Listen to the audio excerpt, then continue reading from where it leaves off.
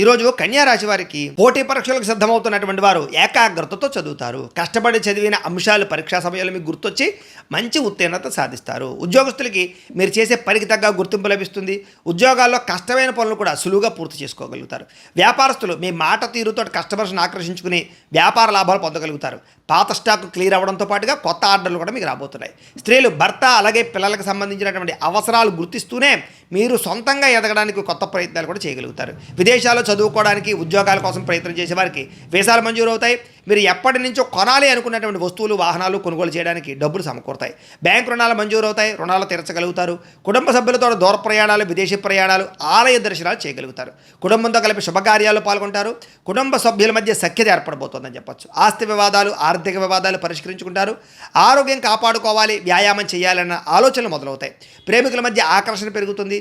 పరపురుష పరస్త్రీ వ్యామోహాలు పెరుగుతాయి. ముఖ్యంగా భార్యాభర్తలు ఇంటికి సంబంధించినటువంటి వస్తువులు కొనుగోలు చేసుకోవడానికి, షాపింగ్లు చేయడానికి తిరుగుతారు. షేర్లు, ట్రేడింగ్లో పెట్టినటువంటి డబ్బులు వృద్ధి అవుతాయి. టర్మ్ ఇన్సూరెన్సులు, హెల్త్ ఇన్సూరెన్సులు, పాలసీలు కట్టగలుగుతారు. అనేక సేవా కార్యక్రమాలు పాల్గొంటారు. ఇతరులకి సహాయం చేస్తారు. మీకు సూర్యనారాయణ మూర్తి అంటే ఇష్టమైతే కనుక ఇక్కడ ఒకసారి లైక్ చేయండి. ఆయన ఆశీస్సులతో ఆరోగ్యం కలుగుతుంది.